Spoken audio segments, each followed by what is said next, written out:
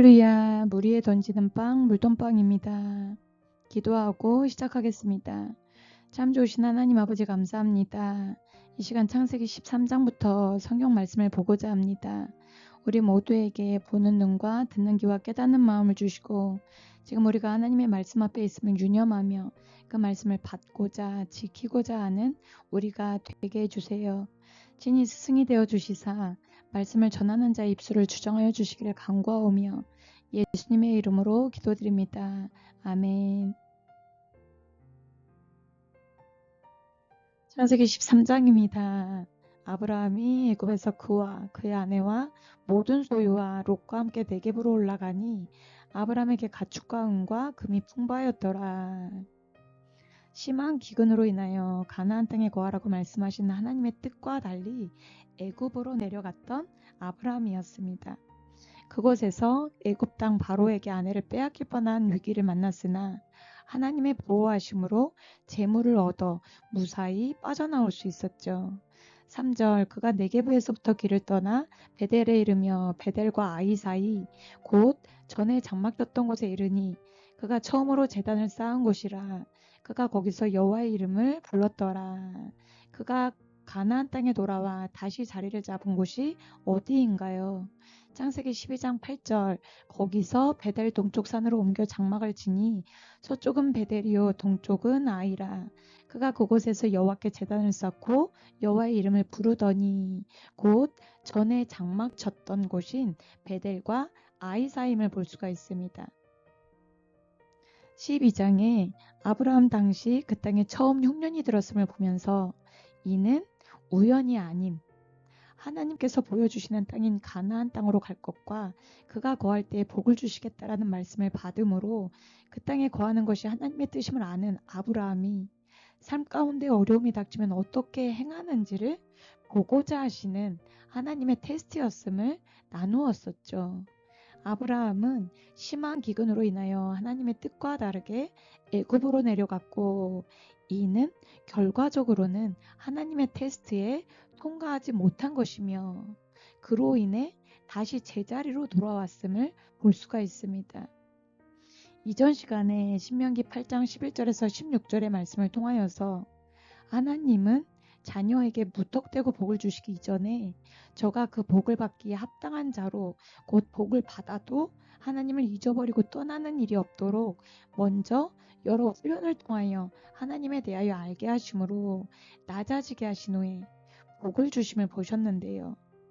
하나님께서 왜 그러시는지에 대하여는 처음부터 차근차근 말씀을 보신 분들이라면 다 아실 것이라고 봅니다. 오직 선악과 하나만 금하셨을 뿐 아무런 공로 없이 대가도 바라지 않으시고 에덴 동산의 모든 것을 취하고 누릴 수 있게 해주시고 세상의 모든 짐승을 다스리는 권한과 생명나무를 먹으며 영생할 수 있도록 정말 아들과 같은 대우를 해주시며 말도 안 되는 복을 거저 주셨던 하나님이었습니다. 마치 부모가 자녀에게 단지 내 자녀라는 이유로 나의 모든 것을 공유하고 아낌없이 주듯이요. 그러나 사람은 어떠했나요? 하나님의 말씀보다 뱀, 곧 사탄의 말을 들음으로 선악과를 따먹었고 그로 인해 들어온 죄로 인하여 수많은 은혜를 받아 누리면서도 감사하기는커녕 하나님이 어떤 분이신지를 망각하고 그로 인하여 경외함마저 상실하더니 후로는 하나님을 떠나 완전히 잊어버리고 하나님과는 상관없는 자로 죄악 가운데 살다가 결국은 멸망당했던 것이 사람이었습니다. 곧 복을 받아 부족한 것이 없어지자 더 이상 하나님이 필요 없게 되었고 자기가 잘나서 자기 힘으로 모든 것을 취한 양 교만하게 행하며 하나님을 잊어버리고 떠난 것이죠. 사람의 부모도 어린아이에게 위험한 도구를 함부로 쥐어주거나 큰 돈을 무턱대고 주지는 않습니다. 자녀가 그것을 안전하게 다룰 수 있을 정도로 성장한 후에 또는 어떻게 관리해야 하는지 가계부를 쓰게 하는 등의 부모 나름의 경제적 교육을 시킨 후에 주는 것이 일반적일 것입니다. 곧 하나님께서는 하나님을 믿음으로 기존에 의지하고 따르던 바들을 뒤로하고 오직 하나님만을 바라보고 하나님의 말씀을 따랐던 아브라함에게 복을 주시고자 또한 받은 복을 영원히 누리기를 원하셔서 저에게 하나님 당신이 어떤 분이신지를 알려주심으로 경외함을 갖도록, 그래서 저가 교만하여져서 하나님을 잊어버리고 떠나는 일이 없도록 가르쳐주고 계심을 알 수가 있습니다. 부모가 자녀에게 바라는 것이 있다면 무엇일까요? 부모의 말을 잘 새겨듣고 따름으로 나쁜 길로 빠지지 않고 인생을 안전하게 어려움 없이 복된 삶을 살기를 바랄 것이고, 그로 인해 때로는 매를 들기도 하는 것이죠. 왜요? 부모 무서운 줄을 알아야 말을 잘 듣고 잘못된 길로 가지 않을 테니까요. 우리를 향하신 하나님의 마음이 이와 같음을 알 수가 있습니다. 제자 교육을 받다 보면 하나님께서는 내가 충만할 때에 시련들을 하나씩 툭툭 던져주시면서 내가 하나님을 경외함으로 제자 교육을 통하여 배운 바들 곧 하나님의 말씀대로 행하는지 중간중간 테스트를 하십니다. 그리고 하나님을 경외함으로 배운 바 말씀대로 따르지 않으면 또다시 똑같은 문제를 당면하게 하시면서 여러 차례 그것을 뛰어넘을 때까지 반복하시는 것을 볼 수가 있는데요. 이 시간에 배운 말씀들을 새기심으로 내가 한 말씀을 배우고 있는데 왜 복을 안 주고 똑같은 시련을 계속해서 주시나 하지 마시고 성령을 의지하며 배운 말씀대로 따라 행하시기를 바랍니다. 그리고 그것은 내가 복된 삶으로 한 걸음씩 나아가고 있는 중임을 보셨으면 합니다. 다시 본문으로 돌아가셔서요. 5절 아브라함의 일행 롯도 양과 소와 장막이 있으므로 그 땅이 그들이 동거하기에 넉넉하지 못하였으니 이는 그들의 소유가 많아서 동거할 수 없었음이니라. 그러므로 아브라함의 가축의 목자와 롯의 가축의 목자가 서로 다투고 또 가나안 사람과 브리스 사람도 그 땅에 거주하였는지라. 아브라함과 롯이 더 이상 동거할 수 없었던 이유에 대하여 이야기하고 있습니다. 그 땅에는 기존에 거주하던 자들도 있었고 둘 다 소유가 많아서 였다고 이야기를 하고 있죠. 8절 아브라함이 롯에게 이르되 우리는 한 친족이라 나나 너나 내 목자나 내 목자나 서로 다투게 하지 말자. 내 앞에 온 땅이 있지 아니하냐. 나를 떠나가라. 네가 좌하면 나는 우하고 네가 우하면 나는 좌하리라. 아브라함은 먼저 롯에게 선택의 기회를 주고요. 10절 이에 롯이 눈을 들어 요단 지역을 바라본즉 소알까지 온 땅에 물이 넉넉하니 여호와께서 소돔과 고모라를 멸하시기 전이었으므로 여호와의 동산 같고 애굽 땅과 같았더라. 그러므로 롯이 요단 온 지역을 택하고 동으로 옮기니 그들이 서로 떠난지라. 아브라함은 가나안 땅에 거주하였고 롯은 그 지역의 도시들에 머무르며 그 장막을 옮겨 소돔까지 이르렀더라. 롯은 눈으로 보기에 좋아 보이는 요단 지역을 택하고 아브라함을 떠납니다. 롯이 눈으로 보기에 좋은 땅, 아브라함이 보기에는 그렇지 않았을까요? 허나 이전에 심한 기근으로 인하여 하나님의 뜻과 다르게 환경을 바라보고 행한 적이 있었고 사람의 눈으로 보기에 좋은 땅이 좋은 곳이 아닌 하나님께서 뜻하신 곳, 하나님과 함께하는 삶이 안전하고 복된 길임을 경험으로 알게 된 아브라함은 조카 롯에게 좋은 땅을 양보하는 것을 볼 수가 있습니다. 13절 소돔 사람은 여호와 앞에 악하며 큰 죄인이었더라. 창세기 10장을 보시면서 소돔 고모라도 함의 자손이 거주하고 있음을 보셨었죠. 저들은 여호와 앞에 악하며 큰 죄인이었답니다. 롯이 아브람을 떠난 후에 여호와께서 아브람에게 이르시되 너는 눈을 들어 너 있는 곳에서 북쪽과 남쪽 그리고 동쪽과 서쪽을 바라보라. 보이는 땅을 내가 너와 내 자손에게 주리니 영원히 이르리라. 내가 내 자손이 땅의 티끌 같게 하리니 사람이 땅의 티끌을 능히 셀 수 있을진데 내 자손도 세리라. 너는 일어나 그 땅을 종과 횡으로 두루 다녀보라. 내가 그것을 내게 주리라. 창세기 12장 5절과 7절에서 하나님을 믿음으로 고향 친척 아버지 집을 떠났던 아브라함이 도중에 포기하지 않고 하나님께서 보여주신 땅에 마침내 들어갔을 때에 처음 가나안 땅을 주시겠다는 약속을 주시고 하나님만을 바라보고 의지함으로 보기에 좋은 땅을 조카 롯에게 선뜻 양보한 아브라함에게 하나님은 다시금 가나안 땅을 주실 것을 말씀해 주십니다. 우리는 아브라함의 행동들을 통하여서 저가 하나님을 신뢰하고 있음을, 그렇기에 하나님의 말씀대로 하나님을 바라보고 행하고 있음을 볼 수가 있고요. 그와 함께 하나님께서는 저가 하나님을 신뢰하며 따르는 것을 기뻐하고 계심을 알 수가 있습니다. 18절 이에 아브라함이 장막을 옮겨 헤브론에 있는 마므레 상수리 숲에 이르러 거주하며 거기서 여호와를 위하여 제단을 쌓았더라. 창세기 12장 8절과 13장 4절, 18절 거하는 곳마다 아브라함은 여호와께 제단을 쌓고 여호와의 이름을 불렀음을 곧 어디를 가든 늘 여호와를 잊어버리지 않고 섬기며 따랐음을 볼 수가 있습니다. 14장 당시에 시날왕 아므라벨과 엘라살왕 아리옥과 엘라망 그돌라오멜과 고임왕 디달이 소돔왕 베라와 고모라왕 비르사와 아드마왕 시납과 스보임왕 세메벨과 벨라 곧 수알왕과 싸우니라. 당시 13절에서와 같이 아브라함과 롯이 헤어져 아브라함은 헤브론에 롯은 소돔에 거하는 가운데 1절에 해당하는 네 나라들과 2절에 해당하는 5나라들 간에 싸움이 있었음을 기록하고 있는데요. 3절 이들이 다 시딤 골짜기 곧 지금의 여매에 모였더라. 이들이 12년 동안 그돌라오멜을 섬기다가 제13년에 배반한지라.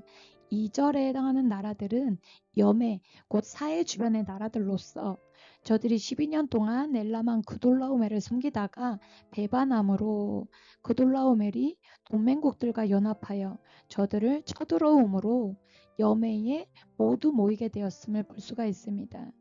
5절 제14년에 그돌라오멜과 그와 함께한 왕들이 나와서 아스도롯 가르나임에서 르바 족속을, 함에서 수수 족속을, 사회 기랴다임에서 엠 족속을 치고 호리 족속을 그 산 세일에서 쳐서 광야 근방 엘바란까지 이르렀으며 그들이 돌이켜 엔 미스밧 곧 가데스에 이르러 아말렉 족속의 온 땅과 하사손 다말에 사는 아모리 족속을 친지라.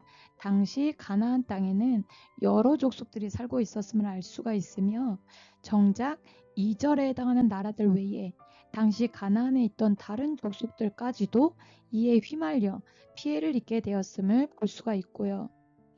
8절 소돔 왕과 고모라 왕과 아드마 왕과 스보임 왕과 벨라 곧 수알 왕이 나와서 시딤 골짜기에서 그들과 전쟁을 하기 위하여 진을 쳤더니 엘람 왕 그돌라오멜과 고임 왕 디달과 시날 왕 아므라벨과 엘라살 왕 아리옥 네 왕이 곧 그 5왕과 맞서니라. 이제 실제 이 둘의 전쟁이 벌어지게 되는 겁니다. 10절 시딤 골짜기에는 역청구덩이가 많은지라. 소돔왕과 고모라 왕이 달아날 때에 그들이 거기 빠지고 그 나머지는 산으로 도망하매 네 왕이 소돔과 고모라의 모든 재물과 양식을 빼앗아가고 소돔에 거주하는 아브라함의 조카 롯도 사로잡고 그 재물까지 노략하여 갔더라. 결국 그돌라오멜의 연합군이 이기고 소돔과 고모라의 모든 재물과 양식을 빼앗아가면서 소돔에 거주하던 롯도 사로잡히게 되고 롯의 재물도 노략하여 간 겁니다. 보기에 좋은 땅을 택하고 거기에 거주했던 롯. 눈에 보기에 좋은 곳이 복된 곳이 아닌 하나님을 믿고 하나님의 말씀대로 따라가는 삶이 안전하고 복된 길임을 알 수가 있습니다. 13절 도망한 자가 와서 히브리 사람 아브라함에게 알리니 그때 아브라함이 아모리 족속 마므레의 상수리 숲을 근처에 거주하였더라. 마므레는 에스골의 형제요 또 아넬의 형제라. 이들은 아브라함과 동맹한 사람들이더라. 아브라함이 그의 조카가 사로잡혔음을 듣고 집에서 길리고 훈련된 자 318명을 거느리고 단까지 쫓아가서 그와 그의 가신들이 나뉘어 밤에 그들을 쳐부수고 다메섹 왼편 호바까지 쫓아가 모든 빼앗겼던 재물과 자기의 조카 롯과 그의 재물과 또 부녀와 친척을 다 찾아왔더라. 그때의 아브람은 마므레의 상수리 숲을 근처에 거주하는 중이었는데요. 도망한 자를 통해 롯이 사로잡혔다는 소식을 듣고 집에서 길리고 훈련된 자 318명을 거느리고 단까지 쫓아가서 그들을 쳐부수고 그들이 탈취한 모든 재물과 자기의 조카 롯과 그의 재물과 또 부녀와 친척을 다 찾아왔음을 볼 수가 있습니다. 참고로 아브람의 집에 길리고 훈련된 자만 해도 318명 이상이 있었다는 사실을 통해 하나님께서 아브람에게 엄청난 복을 주셨음을 알 수가 있죠. 오직 하나님을 신뢰하며 따를 때에 우리는 하나님께서 주시는 복을 누리며 안전하게 살 수 있음을 보아야 할 것이며, 또한 하나님을 섬긴다는 것은 그를 신뢰하며 따르는 것임을 반드시 함께 보아야겠습니다. 17절 아브라함이 그돌라오멜과 그와 함께한 왕들을 쳐부수고 돌아올 때에 소돔 왕이 사회 골짜기 곧 왕의 골짜기로 나와 그를 영접하였고, 살렘 왕 멜기세덱이 떡과 포도주를 가지고 나왔으니 그는 지극히 높으신 하나님의 제사장이었더라.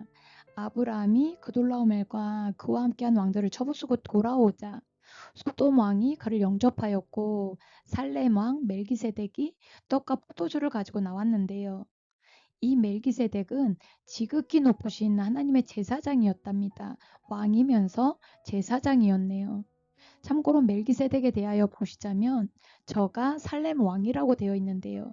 살렘은 히브리어로 샬롬으로 평강을 의미하며 시편 76장 1절에서 2절 하나님은 유다에 알려주셨으며 그의 이름이 이스라엘에 크시도다. 그의 장막은 살렘에 있으며 그의 처소는 시온에 있도다.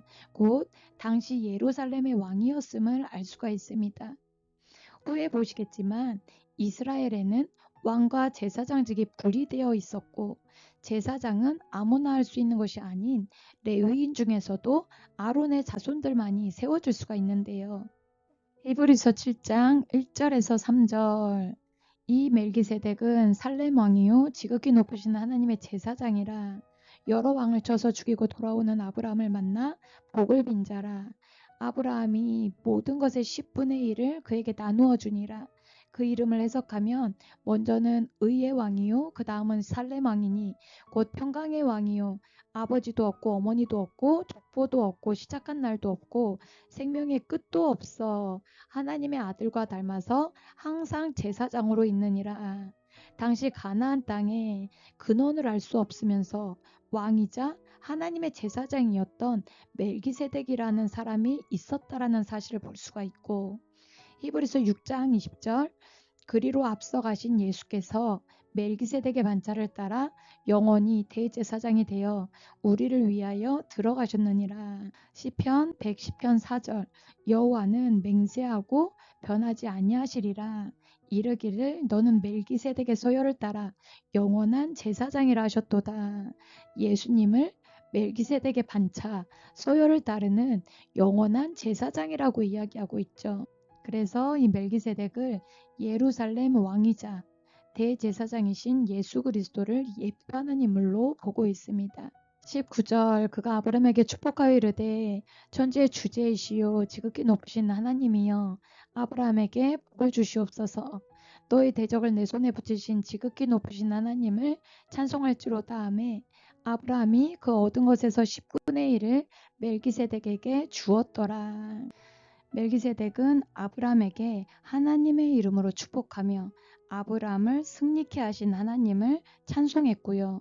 아브라함은 그러한 멜기세덱에게 그 얻은 것에서 10분의 1을 주었음을 볼 수가 있습니다. 21절 소돔 왕이 아브라함에게 이르되 사람은 내게 주고 물품은 내가 가지라. 아브라함이 소돔 왕에게 이르되 천지의 주제이시오 지극히 높으신 하나님 여호와께 내가 손을 들고 맹세하노니 내 말이 내가 아브라함으로 치부하게 하였다 할까 하여 내게 속한 것은 실한 오락이나 들매끈 한 가닥도 내가 가지지 아니하리라. 이전에 엘라만 그돌라오멜을 중심으로 한 연합군들이 소돔과 고모라에서 노력한 모든 재물을 아브라함이 다 찾아왔고요. 소돔 왕은 사람만 내게 보내고 물품은 모두 내가 가지라고 이야기를 합니다. 그러나 아브라함은 이를 거절하는데요. 이유가 무엇인가요? 소돔 왕이 내가 아브라함을 부자가 되게 하였다라는 말을 하지 못하도록 곧 자신에게 복을 주셔서 지복케 하신 하나님의 은혜를 가릴 만한 소지가 있기에 단호히 거절하는 것이죠. 24절 오직 젊은이들이 먹은 것과 나와 동행한 아넬과 에스골과 마므레의 분깃을 제할지니 그들이 그 분깃을 가질 것이니라. 그러면서 자신과 함께 수고한 자들의 분깃만을 챙겨주는 것을 볼 수가 있습니다. 하나님의 크신 은혜를 입고도 감사하기는커녕 교만하여져서 하나님을 버렸던, 그래서 결국 홍수로 멸망당하였던 인류였죠. 그 이후로도 바벨탑을 만들어 자신들의 이름을 내고 자신들의 업적을 드러내고자 했던 교만한 사람들과 달리 아브라함은 하나님의 영광이 혹시나 가려질까 하여 하나님을 드러내고자 높이고자 이를 거절함을 볼 수가 있습니다. 하나님께서 보시기에 아브라함이 어떠셨을까요? 잠시 쉬신 후 15장 이어서 보도록 하겠습니다.